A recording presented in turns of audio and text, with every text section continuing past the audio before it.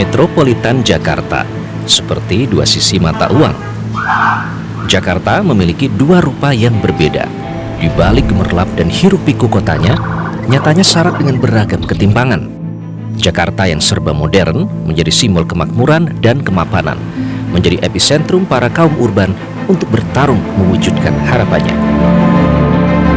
Di antara gedung-gedung pencakar langit, ada mereka yang hidup di pinggiran kali Jakarta, turun-temurun dan beranak pinak bertahan di tengah gempuran pasang surut aliran sungai.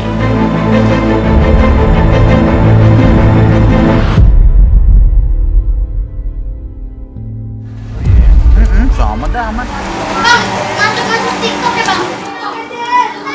Ayo deh. Oke bang. Ya. Nggak usah pakai saus, nggak pakai cabai.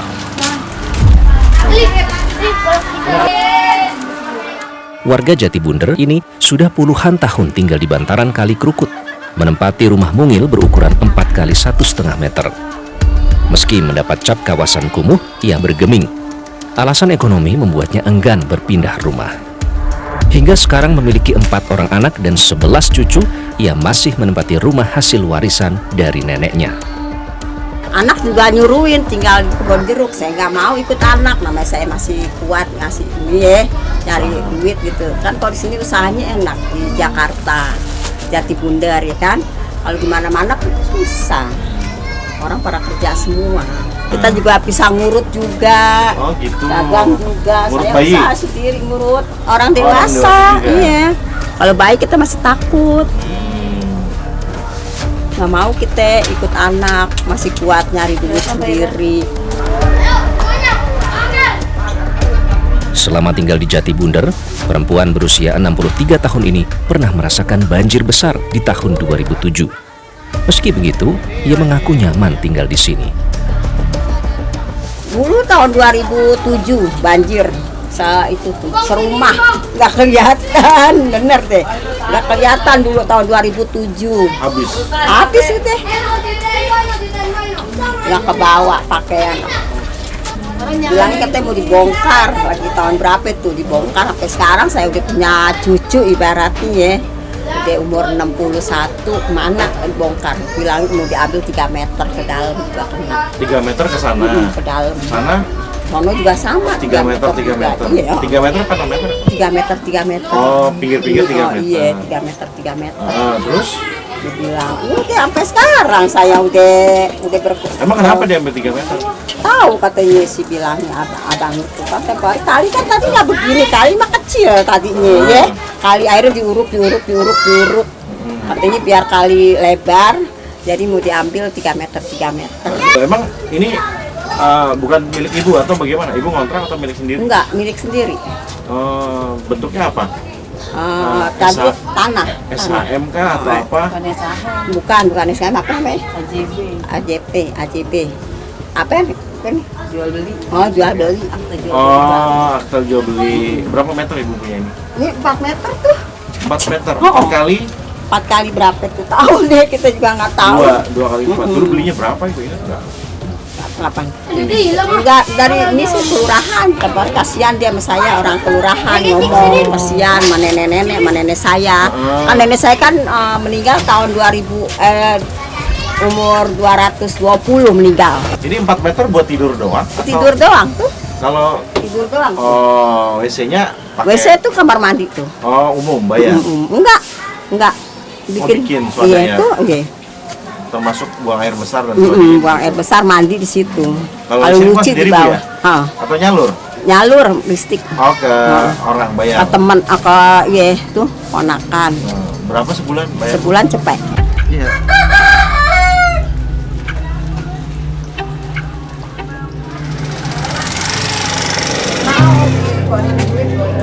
Kawasan Jatibunder di Kelurahan Kebon Melati, Tanah Abang termasuk permukiman padat dan kumuh di Jakarta Pusat.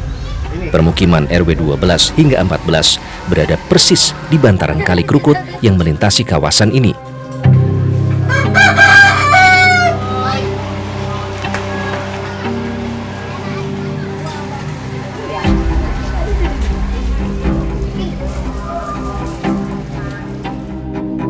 Di sini, limbah rumah tangga juga langsung dialirkan ke kali. Mulai dari sampah hingga septic tank tumpah jadi satu berakhir di sungai. Dari waktu ke waktu, sanitasi yang minim menjadi persoalan serius di permukiman padat Jatibunder. Saya lihat semua saluran langsung Ke sini. Iya. Iya. Semua begitu. Iya. Termasuk septic tank atau apa? Kalau septic tank ada, septic tank sendiri. Kalau kecuali saluran pembuangan air mandi baru ke sini. Langsung. Iya, langsung ke kali. Air besarnya ada penampungan. Septic ada penampungannya. Nggak ada yang masuk langsung ke Kalau di pinggir kali mungkin langsung kali ya. Kalau di rumah nggak ada penampungannya sendiri. Ada penumpang. Oh, nggak semuanya. Nggak semuanya. Jadi ada beberapa. Ada beberapa. Tapi risih nggak dengan tadi Ibu bilang cap? Ya nggak juga sih, nggak risih. Ya mau diapain lagi emang daerah kumuh. Ada rencana untuk mungkin berpindah? Kalau rencana pindah pasti ada. Kenapa? Ya mungkin karena istilahnya nyari suasana yang baru lah. Apalagi kalau udah tua kan nggak seperti sekarang fisiknya kan. Pasti kita mau pindah lah, nggak di sini.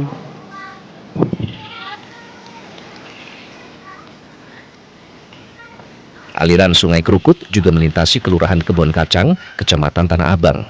Sungai di sini terlihat jelas mengalami pendangkalan.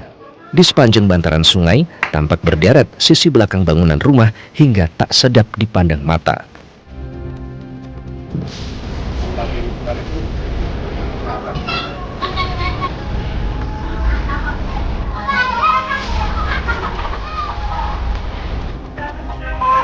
Sekarang udah banyak warga sih, penduduk datang. Jadi rumah dibangun, dikontrakin, dikosin. Banyak kontrakan sih kan. Ada rumah pribumi juga, ada yang dikontrak. Lebih banyak mana? Iya, banyak pendatang. Lebih banyak pendatang daripada yang... Iya, warga Jakartanya udah kurang, pindah ke pinggiran kota. Dulu zamannya siapa yang bagus apa? Oke, Baju Bowo. Oh, Baju Bowo dibilangnya kumuh miskin. Dulu di sini ada jamban buat nyuci piring, nyuci pakaian, mandi. Nah di sini dulu ada pohonnya pisang yang kebun. Penduduk belum banyak ya, masih panggang lah. Kali juga masih bersih, bening bisa dimanfaatin buat bikin beras. Kalau sekarang ini kumuh, karena warganya nggak menyadari disiplin. Pak Lurah udah mengimbau kalau membuang sampah didenda maksimal 500.000, tapi tetap aja malam-malam nyolong, lemparin. Hampir 17% rukun warga di Jakarta masuk dalam kategori permukiman kumuh, kategori ringan hingga berat. Permukiman kumuh masih membayangi Jakarta di usianya yang hampir 5 abad. Dan kesalahan terbesar kita adalah menjadikan sungai tampak belakang dari rumah. Jadi apa-apa yang jelek, apa yang buruk itu urusan belakangan.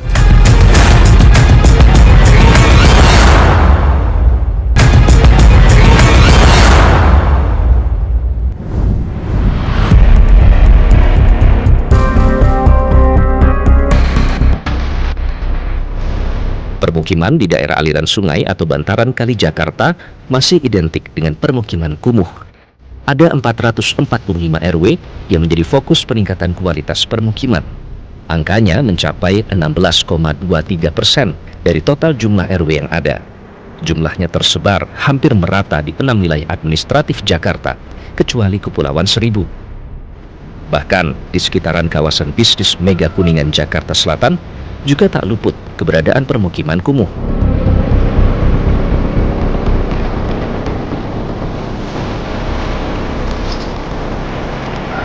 Ada 3 RW di Kelurahan Kuningan Timur, Kecamatan Setiabudi, masuk daftar permukiman kumuh.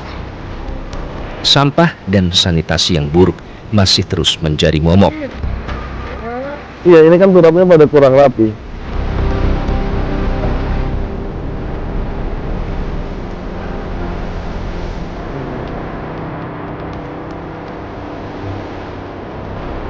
Jadi RW 04 ini ada 9 RT.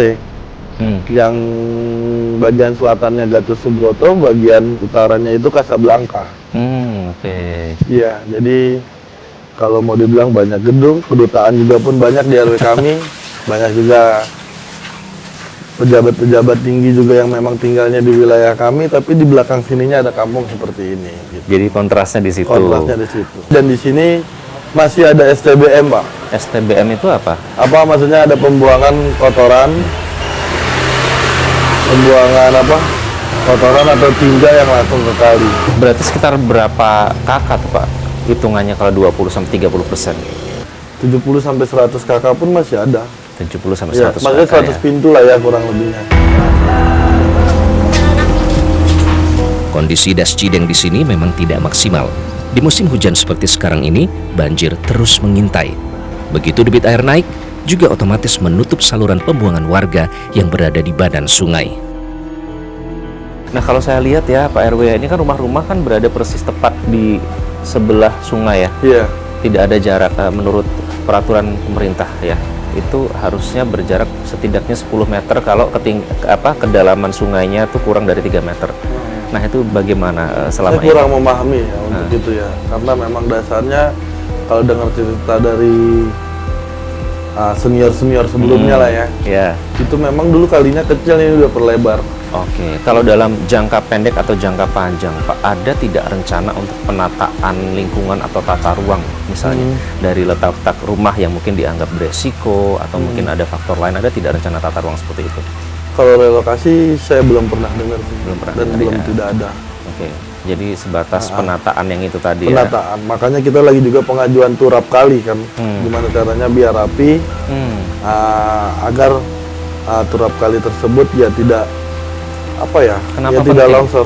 Sangat Kenapa penting. turap kali itu penting, Pak? Sangat penting ya lah Pak. Ya, Mengapa? karena kan benar-benar bisa lihat sendiri dari mulai estetiknya aja kalau kalau seperti ini kan tidak enak dilihat ya, kumuh. Oke. Terus juga banyak binatang-binatang seperti ya ular atau biawak ya yang memang ada di bantaran kali.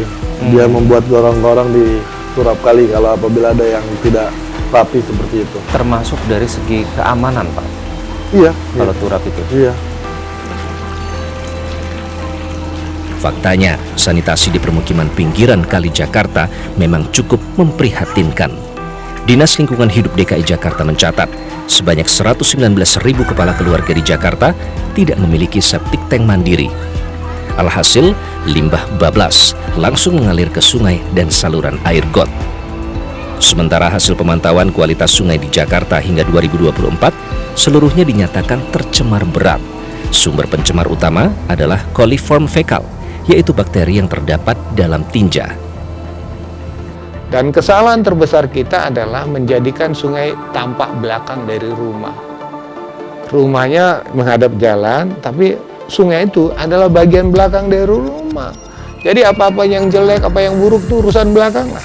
Makanya sungai kita tuh nggak pernah ada yang bening, glowing, bersih, rapi, nggak bisa. Jadi kekumuhan itu salah satu penyebabnya adalah semakin tingginya urbanisasi, semakin tingginya jumlah penduduk. Dan di Jakarta tuh rata-rata dalam 1 kilometer persegi itu bisa 16.000. Ya kita mau kepadatan rendah. Kepadatan rendah mau berapa? 5.000 orang. Nah, bayangkan kalau bisa sampai 16.000, sampai 20.000. Matahari aja susah dapat. Ya kan? Makin lama makin sempit. Nah itu kan makin tidak terkendali kekumuhan itu. Nah yang jadi salah satu penyebab, nah ini ya salah satu penyebab mengapa kekumuhan itu terjadi padatnya. Mungkin di Jakarta satu ada istilahnya numpang.com, numpang kakak. Jadi dalam orang datang masuk, seret, nggak punya alamat, nggak punya tempat tinggal, ya kan? Numpang kakak dulu lah, satu kakak ternyata isinya berapa? Bisa 20 keluarga. Nah, akhirnya lama-lama menetap tinggal punya KTP. Tinggal di pinggiran sungai jelas bukan tanpa resiko. Ancaman banjir terus datang dan pergi, menghampiri hampir setiap tahun. Harta benda, dan nyawa menjadi pertaruhan para penghuni pinggiran kali Jakarta. Kampung ini sudah mulai ditinggalkan oleh penghuninya sehingga terkesan sepi, terutama pada malam hari. Itulah mengapa kampung ini disebut kampung zombie.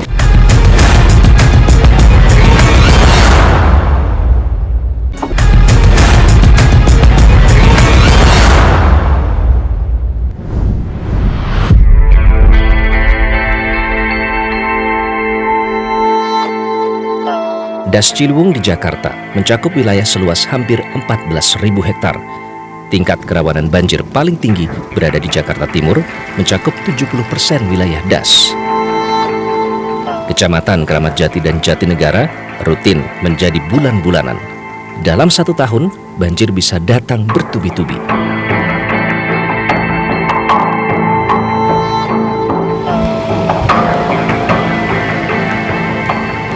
Sekarang kita akan menuju ke kampung zombie. Nah, kenapa bisa seperti itu namanya? Kita akan cari tahu.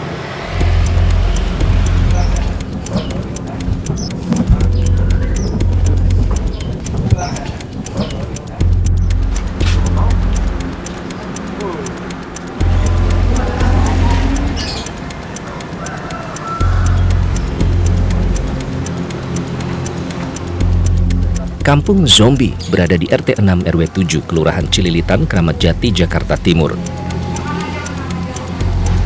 Berada di bantaran anak Sungai Ciliwung, rutin dilanda banjir sejak tahun 2000-an. Ketinggian airnya bahkan pernah mencapai 7 meter. Warganya menjadi saksi hidup keganasan luapan air Sungai Ciliwung.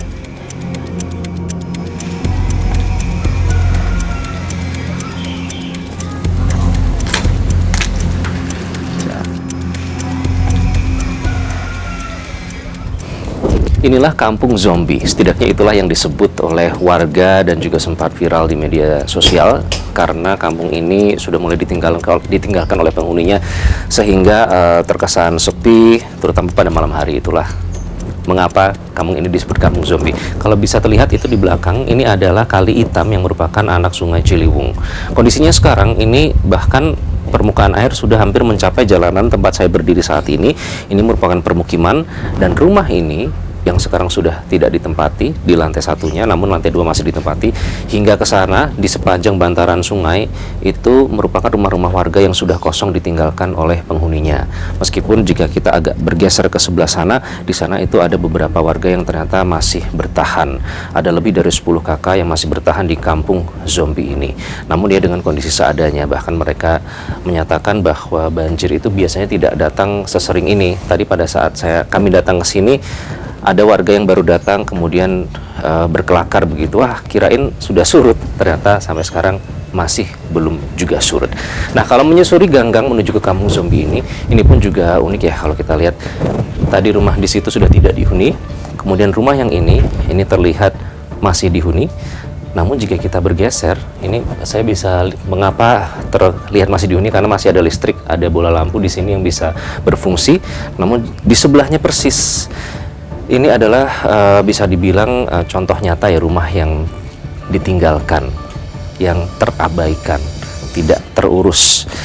Ini tadinya adalah rumah berlantai 2, mungkin saya akan coba untuk melihat ke dalam. Nah, tadinya ini rumah dihuni oleh warga yang ada di sini, namun karena sekarang dengan kondisi yang ada, ini ternyata sudah ditinggalkan oleh penghuninya. Ada kamar di situ, kemudian di belakang ada dapur, ada kamar mandi di sana, dan kalau kita lihat dampak dari kelembapan, dampak dari banjir yang terus-menerus terjadi ini memang terlihat nyata di sini. Dari tembok-tembok yang lapuk seperti ini, kemudian kayu-kayu juga sudah lapuk sehingga sangat tidak aman.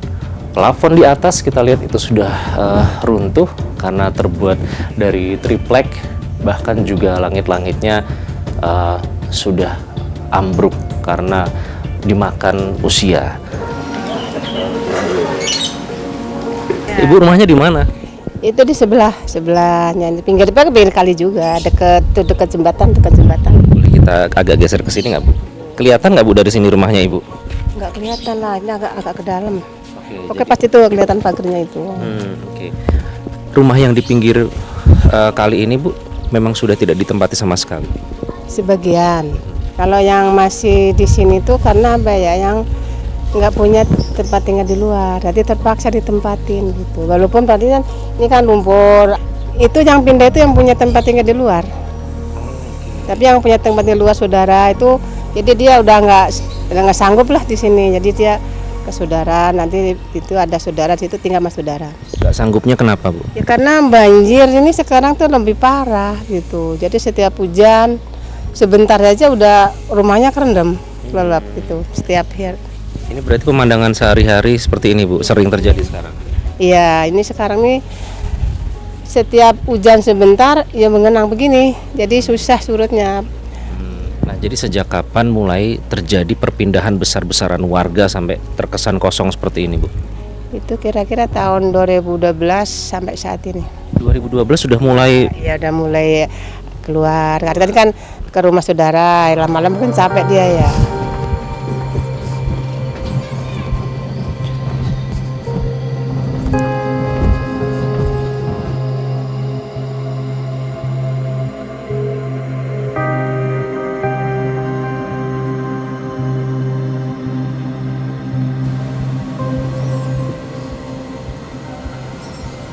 Ya, ternyata ini padahal masih ada jarak sekitar satu rumah ya dengan pinggir sungai atau bantaran kali Sungai Hitam.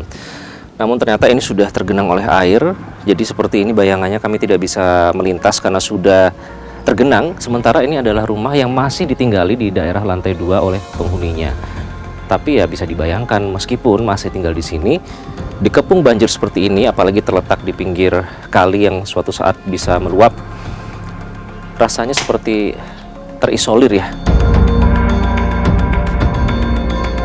Berabad lamanya, bantaran Sungai Jakarta seolah menjadi dapur yang tak terurus. Berbanding 180 derajat dengan gedung-gedung pencakar langit yang mentereng dan megah. Kini sudah saatnya berbalik arah. Sungai harus menjadi etalase metropolitan Jakarta yang modern. Metro TV. Jelajahi cara baru mendapatkan informasi. Download Metro TV Extend sekarang.